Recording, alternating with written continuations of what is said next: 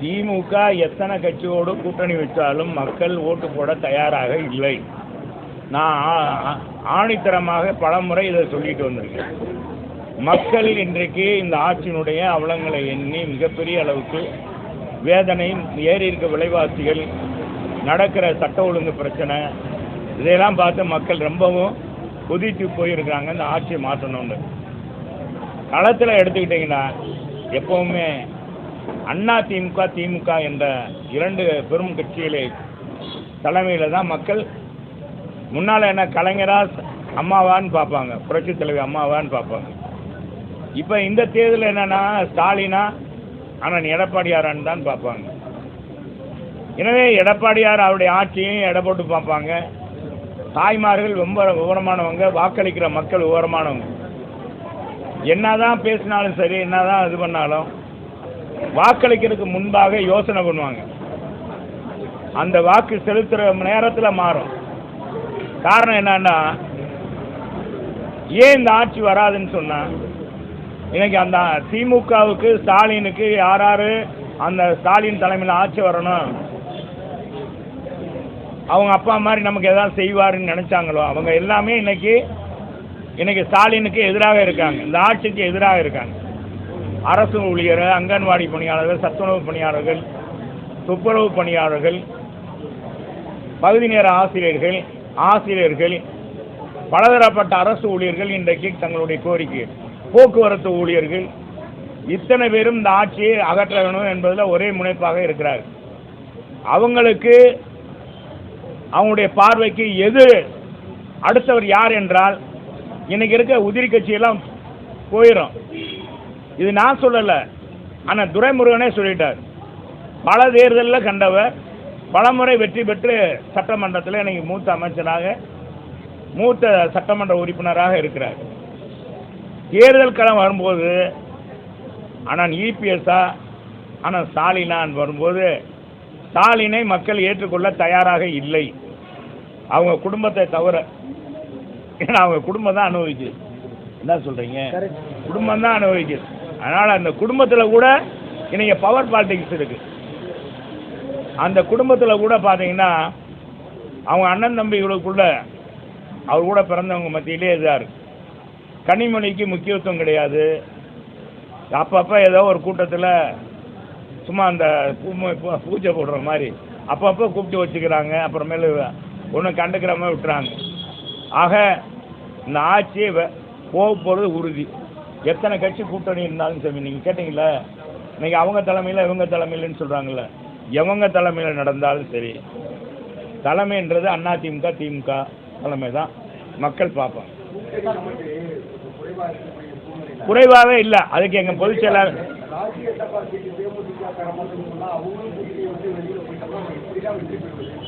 செயலாளர் அதுக்கு விளக்கமாக சொல்லிட்டேன். இப்போ நான் சொல்கிற கேளுங்க, நான் எப்படி எங்கள் பொதுச் செயலாளர் காட்டுமா மாவட்ட செயலாளர் பெருசு, அமைப்பு பெருசு சொல்கிறேன் கேளுங்க.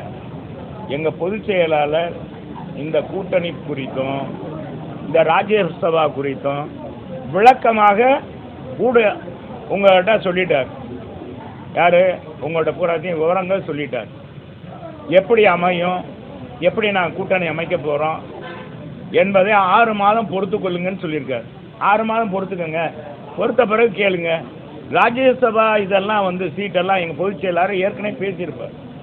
எங்கள் பொதுச் செயலாளரை பொறுத்தளவுக்கு, அண்ணன் எடப்பாடியாரை பொறுத்தளவுக்கு, எங்கள் அம்மா எப்படியோ, புரட்சி தலைவர் எப்படியோ, யாருக்கு என்ன வாக்குறுதி கொடுத்தாலும் அதை நிறைவேற்றுவார். ஃபார் எக்ஸாம்பிள், பாட்டாளி மக்கள் கட்சி உங்களுக்கு தெரியும், அன்புமணி ராமதாஸ் இன்னைக்கு நாடாளுமன்ற உறுப்பினராக இருக்கிறாருன்னா அது காரணமாக நான் எடப்பாடியார். ஆனால் ஜெயித்த மறு நிமிஷம் அந்த கட்சி ஜெயிக்கிறதுக்கு காரணமாக இருந்த எங்கள் பொதுச் செயலாளரெல்லாம் மறந்துட்டு உடனே ஆளுங்கட்சிக்கு தாவிட்டாங்க.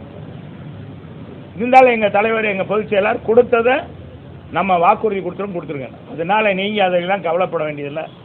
எங்கள் தோழமை கட்சிகள் எங்கள் கூட இருக்கவங்கள எப்படி அரவணைச்சு போகணுன்னு எங்கள் பொதுச் செயலாளருக்கு தெரியும். எங்கள் தலைவர் புரட்சி தலைவர் வழியில் அண்ணன் எடப்பாடியார் மிக அற்புதமாக கழகத்தை வழிநடத்தி கொண்டிருக்கிறார்.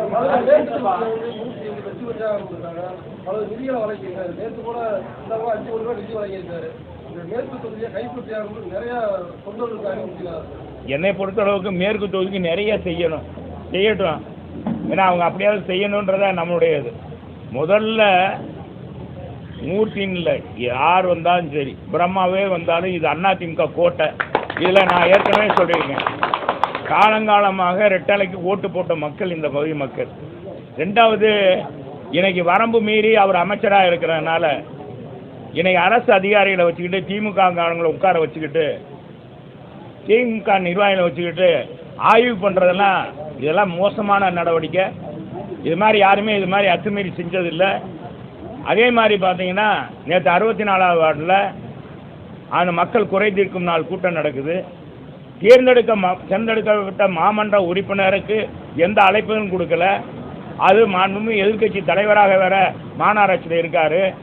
அவர் அதிமுக உறுப்பினர் என்ற அடிப்படையில் மட்டுமே இந்த ஆட்சியாளர்கள் இந்த மாதிரி நடக்கிறது, அதிகாரிகள் துணை போவது வன்மையாக கண்டிக்கிறோம். இது தொடரும் பட்சத்தில் நிச்சயமாக மதுரை மாநகரில் இந்த மாதிரி அரசு ஊழியர்களை வைத்துக்கொண்டு ஆய்வு பண்ணுவது, கட்சிக்காரர்களை நிர்வாகிகளை வைத்துக்கொண்டு ஆய்வு பண்ணுவது மிக மோசம். ஏற்கனவே திமுக காரங்க உங்களுக்கு தெரியும், அவங்க வானலாவை அதிகாரம் படைத்த மாதிரி பேசுகிறாங்க. இப்போ கூட சமீபத்தில் தருமபுரி மாவட்ட செயலர் பொறுப்பேற்றிருக்கிற ஒருத்தர், அவர் என்ன சொல்கிறாரு, வாயு உபாதைகள் கலெக்டருக்கு வந்தால் கூட அவருக்கு வாயு உபாதை வந்தால் எவ்வளோ மோசமான பாருங்க. வாயு உபாதைகள் வந்தால் கூட அவர் வெளியே விடணும்னா அவருடைய அவர் அந்த மாவட்ட பொறுப்பாளர் திமுகவுடைய பொறுப்பாளரை கேட்கணுன்றார். எவ்வளவு மோசமாக அதிகாரம். என்னைக்கு நம்ம முதலமைச்சர் சொன்னார் சாட்டையை சுழட்டுவேண்டாரு. சாட்டையை சுழட்டலையே, சர்வாதிகாரத்தனமாக தான் நடக்குது. நான் சர்வாதிகாரம் இவர் மாறுவேண்டாரு. இங்கே சர்வாதிகாரத்தனமாக அவங்க அமைச்சர்களும் அதிகாரிகளை பழி வாங்குறாங்க. நாளைக்கு இதே ஆட்சி மாற போகுது. அப்போ நாங்கள் யாரையும் அங்கே கலந்துக்கிட்டாங்க நாங்கள் கேட்கலாம்ல. நாங்கள் 10 வருஷம் ஆட்சியில் இருந்திருக்கோம். யாரையும் இந்த மாதிரி அந்த பகுதியில் போய் கூட்டம் நடத்தி அவங்க இல்லாமல் எல்லாரும் பொதுவாக நடத்திருப்போம்ல, கட்சிக்காரங்களை நிர்வாகிகளை வைத்து கூட்டம் நடத்தினே கிடையாது. நானே பல முறை மாநகராட்சியில் ஆய்வு கூட்டம் நடத்தியிருக்கேன். எங்கள் கட்சிக்காரங்களாம் அந்த வளாகத்து வர வரைக்கும் தான் அனுப்புவோம். அந்த அரங்கத்துக்குள்ளே உள்ளே விட மாட்டோம். மாமன்ற உறுப்பினர்களை அவங்கள மட்டும் வர சொல்லுவோம். அது திமுக மாமன்ற உறுப்பினராக இருந்தால் தேர்ந்தெடுக்கப்பட்ட மக்கள் பிரதிநிதி, மற்ற யாரையுமே அனுமதிக்க மாட்டோம். ஏற்கனவே இவங்க ஆய்வு கூட்டம் ஒன்று நடத்தினாங்க. எங்களையெல்லாம் எங்கள் சட்டமன்ற உறுப்பினர்கள்லாம் வச்சு பிடிஆர் பழனிவேல் தியாகராஜனும் இவர் மூர்த்தியும் தலைமையில் நடந்தது. நாங்கள் 3 சட்டமன்ற உறுப்பினரும் கலந்துக்கிட்டோம். 5 பேர் நாங்கள் கலந்துக்கிட்டோம், மாவட்ட ஆட்சியாளர். அது முழுக்க ஆட்சி அதிகாரிகளுக்கு துவி பாடுவதாக இருந்தது. கடந்த ஆட்சியை பற்றி குறை சொல்வார். அப்போ நாங்கள் எதிர்த்து கேட்டோம், இது என்னங்க ஆய்வு கூட்டமா, இது என்ன பணி, என்னதுக்காக நீங்கள் கூட்டம் நடத்தீங்கன்னா, இல்லைண்ணே மன்னிச்சுங்க அப்படின்னு இதே மூர்த்தி மன்னிப்பு கேட்டார். இன்னைக்கு அவருக்கு என்னமோ மேற்கு தொகுதி இவர் கொடுத்தோன்னா இவர் பகுதியில் இருக்கிற எல்லா தொகுதியும் வெற்றி பெற்றாங்களா? முதல்ல அதை பற்றி நான் கவலை. எங்களை பொறுத்தளவுக்கு, என்னை பொறுத்தளவுக்கு இந்த மேற்கு தொகுதிக்கு மட்டும் இல்லை, மேற்கு தொகுதி அதிகமாக செய்யணும். மதுரை மக்களுக்கு சிறப்பு நீதியை வாங்கி தர சொல்லுங்க. அவரை வெறும் காந்தியை வச்சு என்ன செய்ய முடியும்? கட்சியில் சோறு இருந்தால் தானே பரிமாற முடியும். சும்மா ஆய்வு கூட்டம் அது கூட்டம் நடத்தினா மூர்த்தினால ஒன்றும் செய்ய முடியாது. இல்லை மூர்த்தி சொந்த நீதியை கூட கொடுக்க சொல்லுவாங்க, அவரை கூட கொடுக்க சொல்லுவோம். நீங்கள் சொல்லுங்க போய் அவர்கிட்ட. சார், பிஜேபி கூட கூட்டணி இல்லைன்னு சொல்லிட்டு ஸ்ட்ராங்காக சொல்லிட்டு இருந்தீங்க. பட் இப்போ எடப்பாடி பழனிசாமி என்ன சொல்றாருன்னா, திமுக தான் எங்களுடைய பிரதான எதிரி, 2026 அவங்களுடைய ஆட்சி அகற்றதான் எங்களுடைய குறிக்கோளை பற்றி சொல்றாங்க. அப்போ பாஜக கூட்டணி கூட மீண்டும் இணைவதற்கான ஒரு வாய்ப்பு நீங்க இப்பவே இதெல்லாம் இப்படி இருக்குமோ அப்படி இருக்குமோ கற்பனை நாயகனாக மாறாங்க. நான் என்ன சொல்றாரு, நாங்களும் சொல்றோம், நானும் பல முறை சொல்லியிருக்கேன். எங்க பொதுச் செயலாளர் என்ன சொல்லியிருக்கேன், எங்களுடைய ஒரே எதிரி திமுக என்ற தீய சக்தி அழிக்கு வரை அதிமுக ஓயாது ஒழியாது. இதுதான் புரட்சி அம்மாவுடைய நோக்கம். அதே வழியில் இன்னைக்கு எடப்பாடியார் இருக்கார். அப்புறம் என்ன, நீங்கள் இன்னைக்கு பிஜேபி போகணும் ஏங்க, நாளைக்கு இன்னைக்கு இருக்கிறது என்ன பாருங்க, நாளைக்கு நம்ம இன்னொரு நாளைக்கு இறங்க போகிறோம். இப்போயே சுடுகாட்டில் போய் படுத்துக்கிறீங்களா? ஏங்க அதை போய் என்னைக்கு நடக்க போகிறது? இன்றைக்கி ஏன் கற்பனைக்கு வர்ற அதை நாங்கள் முதல்ல அவங்க நீ வந்துட்டோம். இனி கூட்டணி என்ன என்பது அந்த நேரத்தில் கால சூழ்நிலையில் எங்களுடைய பொதுச் செயலாளர் முதலமைச்சர் ஆகணும், எங்கள் அதிமுக ஆட்சி மலரணும், இதுக்கு யார் துணை வருகிறார்களோ அவங்களை ஏற்றுக்கிறோன்னு சொல்லியிருக்காரு, விளக்கமாக சொல்லிட்டாரு. அப்புறம் போயிட்டு ஏன்ட போய் தனியாக கேட்டிங்கன்னா பொதுச் செயலாளர் கேட்டில் எனக்கு சூப்பர் பவராக இருக்கு, அது எப்படி கமுக்குமா? அது பேச்சுவார்த்தை நடந்தாலும் தப்பு இல்லை. அதாங்க எங்கள் அம்மாவும் சொல்லியிருக்காங்க, எடப்பாடியும் சொல்லியிருக்காங்க. அதெல்லாம் எங்கள் பொதுச் செயலாளர் தெரியாமல் சொல்லுவாராங்க. அதெல்லாம் விவரமானவர், ரொம்ப ரொம்ப விவரமானவர் அதான் எடப்பாடியார். அதனால் நீங்கள் ஒன்றும் கவலையப்பட வேணாம். அடுத்த அமையது அதிமுக ஆட்சி. உங்களுக்கெல்லாம் சுதந்திரம், ஊடகங்களுக்கெல்லாம் சுதந்திரம். இப்போ மாதிரி அந்த இதெல்லாம் இருக்காது, நெருக்கடி இருக்காது, சேனல்களுக்கெல்லாம் பாதிப்பு வராது, சினிமா சுதந்திரமாயிரும். சினிமா நிறைய பேர் தயாரிப்பாளர் படத்தை வெளியிடலாம், திரையரங்கெல்லாம் பிடிச்சி வச்சுக்கிற மாட்டாங்க. நம்ம திமுக மாதிரி பிடிச்சி எல்லாம் குத்தகைக்கு மாதிரி எங்களை மீறி யாரும் ஒரு படம் விடக்கூடாது அப்படின்னு சொல்லக்கூடாது. அந்த அளவுக்கு இன்றைக்கி நிறைய படங்கள் எடுத்து பல முதலாளிகள் தெருவில் நிற்கிறாங்க, படத்தை வெளியிட முடிஞ்சிருச்சு. திரையரங்கு கிடைக்கல, குறிப்பிட்ட தேதியில் ஒரு குறிப்பிட்ட நடிகர் படம் வரணும்னா அவங்களுடைய அனுமதி இருந்தால் தான் அத்தனை திரையரங்கு கிடைக்கும். ஆக இதற்கெல்லாம் சுதந்திரம் கிடைக்கணும், மக்களுக்கு சுதந்திரம் கிடைக்கணும், அரசு ஊழியருக்கு சுதந்திரம் கிடைக்கணும்னா அதிமுக எடப்பாடியார் தலைமையில் ஆட்சி அமையணும். எல்லாம் தகவல் யூகத்துக்கு தம்பி நான் தான் சொன்னேன்.